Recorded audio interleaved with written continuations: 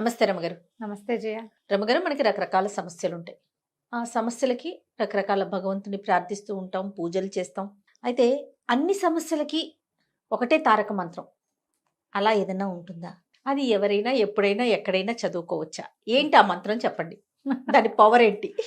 దేనికైనా జయ, మనకి ఏదైనా సమస్య రాగానే మనం సమస్యకి సమాధానము సొల్యూషను కంటే దేవుడా దేవుడా దేవుడా దేవుడా దేవుడా దేవుడా దేవుడా దేవుడా మరి అంతే, ముందు దేవుడు అంటాం. ఆయనే కనిపిస్తుంది సమస్య వచ్చినప్పుడు.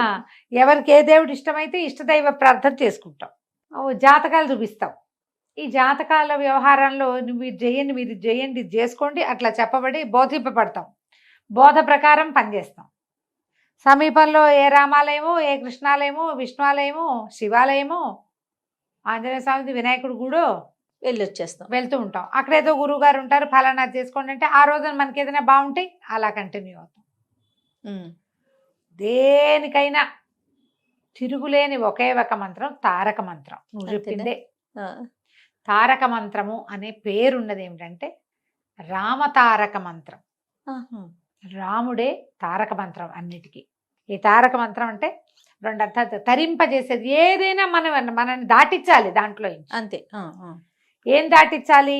ఈ కష్టాన్ని దాటించాలి, ఇవాళ నొప్పి దీన్ని దాటించాలి, ఇవాళ ప్రాబ్లం దీన్ని దాటించాలి, ఏదో క్రైసిస్ దాన్ని దాటించాలి. దాటాలి మనం, అందులో ఒక గంతేయాలి. దీంతో పాటుగా భవసాగరం, ఈ జీవితం, ఈ కష్టాలు, ఈ గోలలు, ఈ చావులు, ఈ పుటకలు, ఈ పెళ్ళిళ్ళు, ఈ పేరెంటాలు, ఈ విడిపోటాలు, కొట్టు చావటాలు, పిల్ల జల్ల, చదువు, సంధ్య, ఇల్లు వాకిలి, ఇవన్నీ వచ్చాక అవేవో లేవన్న దిగులు, అవి కూడా వచ్చాక ఇంకేవేవో రావేమోనన్న బాధ, ఇవన్నీ మన వాళ్ళకి అందుతాయో లేదోనని, ఇదంతా నాటకమేనని తెలుసుకోలేని ఒక అజ్ఞానం. అంతేగా అంతేగా. నువ్వు ఎంత వెంపర్లాడినా ఒక్క చిటిక మారిందా, నువ్వు వెళ్తావు, వాళ్ళు ఇక్కడే ఉంటారు. నువ్వు సంపాదించి పెట్టినవి, నువ్వు ఏర్పరచి పెట్టినవి, నువ్వు ఆలోచించి తయారు చేసినవి ఏమీ లేదు. తర్వాత ఇది కాకుండా తర్వాత ఏమవుతుందోనన్న బెంగ. ఆ తర్వాత అనేది లేకుండా చేసేదే తారక మంత్రం. ముక్తి, మోక్షాన్ని ఇస్తుంది. ఆ మోక్ష సాధనకి ఏం కావాలో అది నీ చేత ఇక్కడే చేయిస్తుంది. బా అద్భుతం కదండి. కాకపోతే ఎలా ఉంటుందంటే, రోజు రామాలయానికి వెళ్తాం మనం, మన ఇంటి పక్కనే ఉంది. సడన్గా మనకి ఏదో ప్రాబ్లమ్స్, ఆయనకే ఒకళ్ళు కొంతమంది ఏం చేస్తారు, అదే గుడికి 2 పూట్ల వెళ్ళిపోతారు. ఇంకా రామాయణం చదువుదాం, భాగవతం, రామాయణమే రామాయణమే పెట్టుకుంటారు. ఇంకో కొంతమంది ఎవరో గురుగారు యూట్యూబ్ ప్రాబ్లం వచ్చినప్పుడు ఏం చేయాలి అని కొడితే, ఓ గురుగారు వారాహి చేయమంటారు, ఇంకో గురువుగారు ప్రత్యంగి చేయమంటారు, ఒక ఆయన ఆంజనేయుడే అన్నిటికీ పరదైవతం అంటాడు, ఒక ఆయన ఏమో వినాయకుడికి సంకటహార చతుర్థులు చేయమంటారు, నాబోటి పెద్దక్క ఇంకోటి చెప్తుంది. ఇప్పుడు అటు ఇటు వెళ్తాం. ఇవన్నీ నదీనాం సాగరో గతి అంటారు. ఏ నదైనా సాగరంలోనే కలవాల్సింది. ఆకాశాత్ పతితంతోయం యథా గచ్చతి సాగరం సర్వదేవ నమస్కారం కేశవం ప్రతిగచ్చతి. ఎట్లాగైనా వెళ్ళేది అది ఎక్కడికి? కేశవుడి దగ్గరికే. అంతే. రాముడే. కేశవనామాల్లోనే అత్యద్భుతమైన నామమే ఇది రామనామం. మనం దీన్ని వదిలిపెట్టి ఎటో ఎటో ఎటో ఎటో వెళ్తాం. మన సమస్య తాలూకు తీవ్రత వల్ల, ఆ రోజున కలిగిన ఉద్వేగంతో, ఆ ఓర్చుకోలేని కష్టంతో మనం ఎక్కడికో వెళ్తాం. అవునండి. ఈ కాళ్లే పట్టుకోండి, ఈ పరీక్షకే నిలబడండి. ఉంచువాలమ్మా. ఏదైనా కష్టం వచ్చినప్పుడు అందరికీ రకరకాల భావాలు కలుగుతాయి. పరిగెడదాం, పారిపోదాం, రెచ్చకపోదాం అనిపిస్తుంది, ఏదైనా చేద్దాం అనిపిస్తుంది. మనం ఏది చేస్తున్నామో అది చాలదని ఇంకో దానికి వెళ్ళకూడదు. ఇది చేస్తూ అది కూడా చేసుకోవచ్చు, ఇది మానేసి అది చేయకూడదు. ప్రధానంగా మనం చేసేదే ఆ పని రమగారు. ఇది మానేసి దానికి వెళ్తాం, అలా చేయకూడదు. నీ నిత్యార్చన ఏదైతే ఉందో, నువ్వు చిన్నతనం నుంచి నీ ఆస్థ దేని మీద ఉందో అది పట్టుకుని ఇంకో కొమ్మ కూడా పట్టుకో. ఈ వదిలేసి ఇంకో కొమ్మకి వెళ్ళొద్దు.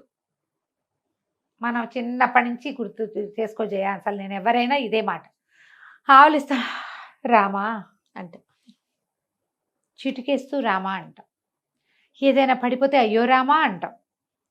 దాన్ని ఎక్కువసార్లను రామ రామ ఎంత పని జరిగింది, అంతేనా? అవును, మనకు తెలియకనే ఎట్లా అలవాటు చేశారు జయ మనకి దాన్ని. ఏమిటి కృష్ణ అనం అంతగా, అంత కృష్ణుడు అంత రాడు మన దగ్గరికి. వస్తాడు పిలిస్తే, పిలకపోతే రాడు. ఈ రామ అనేది నువ్వు పిలవక్కర్లా, నువ్వు ఏదో రకంగా అనుకుంటూ కూడా వచ్చేస్తాడు. ఉంటాడు నీతోటి. ఆ రామ అనగానే ఆంజనేయ స్వామి ఎక్కడన్నా తయారైపోతాడు, ఇక్కడ ఉంటాడు మనకు సహాయంగా. అది ఎంత ప్రత్యేకమైన విషయం కదా. అంతే, సులువుగా చేయగలిగేది, ఎప్పుడు నోటి మీద ఉంచుకోగలిగేది. అలాంటిదే తారక మంత్రం. శ్రీరామ జయ రామ జయ జయ రామ అని చెప్తారు. నువ్వు ఎన్ని వందల సార్లు, వేల సార్లు, లక్ష సార్లు, కోట్ల సార్లు చేసుకో, నీకు మంచిది. నీ చుట్టూతో ఒక పాజిటివ్ ఎనర్జీ ఉంటుంది. ఈ మంచిలో నీ డబ్బు, నీ పిల్లల భవిష్యత్తు ఉంటే ఉండుండొచ్చు, ఉండకపోవచ్చు కూడా. వాళ్ళ కర్మానుభవం ఏదో ఆ రకంగా నడిచిపోతుంది, నీ కర్మానుభవం ఏదో నీకు నడిచిపోతుంది. నిన్ను ఈ బురదలోంచి దాటిస్తాడు ఖచ్చితంగా రాముడు.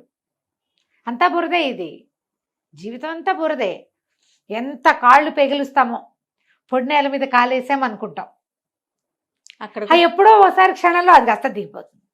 చాలా మామూలుగా నడుస్తూ ఉంటుంది. ఈ మామూలుగా నడిచేదే సడన్గా ఒకనాటు కంపమునకగా తయారవుతుంది.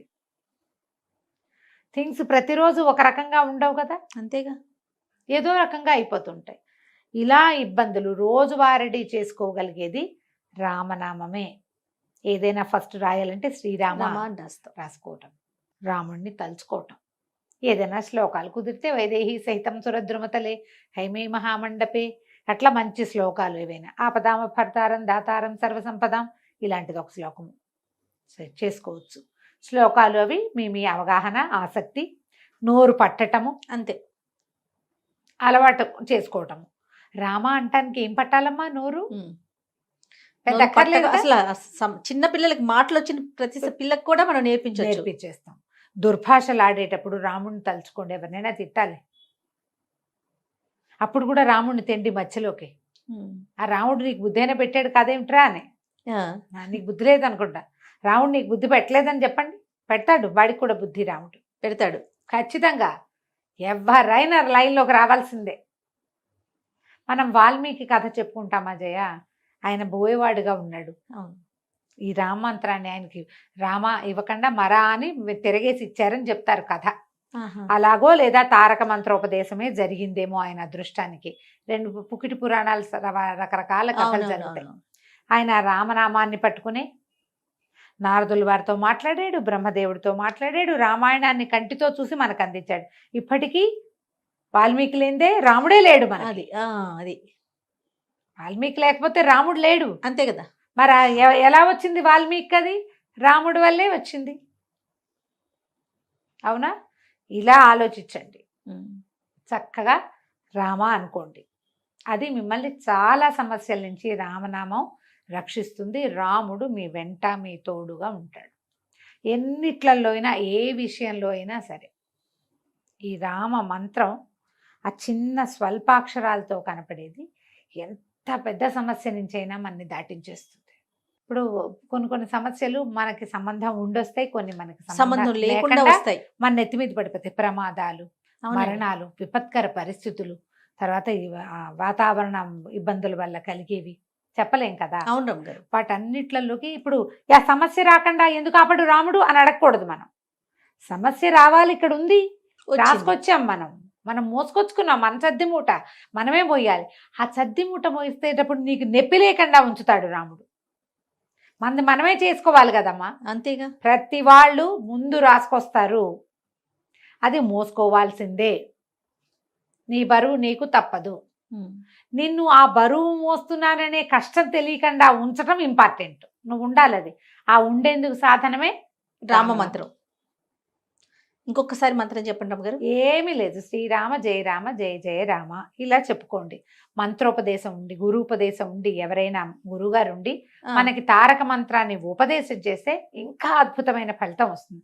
దీనికి ఏముంది జయ, మనం శ్రీరామనామం రాసుకోవచ్చు, రోజు రామకోటి రాస్తాం కదా, దానికి ఉపదేశం అక్కర్లా. చిన్న పిల్లల దగ్గర నుంచి పెద్దవాళ్ళ దాకా అందరూ రాసుకోవచ్చా?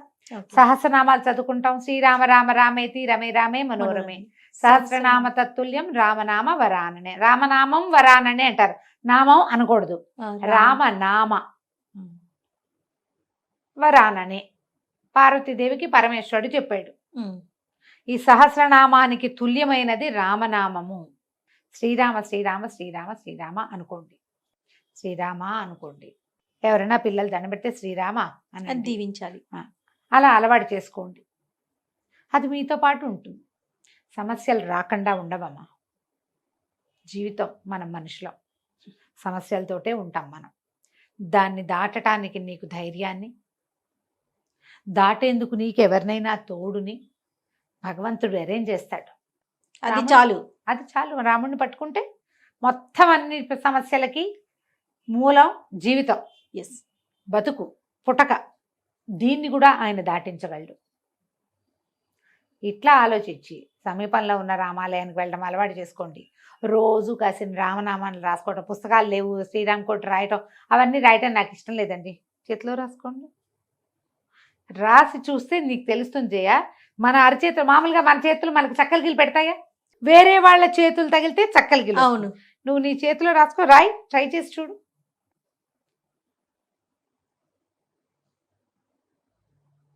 వేలు కదులుతుంటే ఎలా ఉంది? చేతిలో రాస్తుంటే ఒకలాంటి ఫీలింగ్. జిల్లు అంటుంది. అది ఫీల్ అవ్వాలి. చేతిలో రాసుకోండి. ఏం తోచలేదు, ఏం చేయాలో తెలియలేదు, అది శ్రీరామ. రాయండి. ఏం చేయాలో తోచిస్తుంది. ఇది నీకు తోచేలాగా చేస్తుంది. మీరు నమ్మాలి అంతే. అది ఏదైనా చేయ. ఇప్పుడు నువ్వు నా మాట నువ్వు ఎందుకు నమ్ముతావు? నువ్వు నమ్ముతున్నావు కాబట్టి. ఎస్. అంతేనా? అంతేనా? ఆ ఈ జిల్లు అనే ఫీలింగ్ ఇప్పుడు నేను రాస్తున్నానా, నాకు అరచేతిలో ఇలా ఇలా ఇలా ఉంది, tingling గా ఉంటుంది. అవును. నువ్వు ఇంకేదైనా రాయి, అంత ఏమనిపించదు. ఉండదు. ఆ. ఏదో కొంచెం ఉంటుంది. శ్రీరామకి ఎక్కువ ఉంటుంది. చేతిలో రాసుకోండి. కుదిరితే ఎక్కడైనా పుస్తకాల్లో రాయండి. రామనామం తలుచుకోండి. చాలా సమస్యలకి మీకే సమాధానం స్ఫురిస్తుంది. జై హింద్. నమస్తే రమ్య గారు. నమస్తే జయ.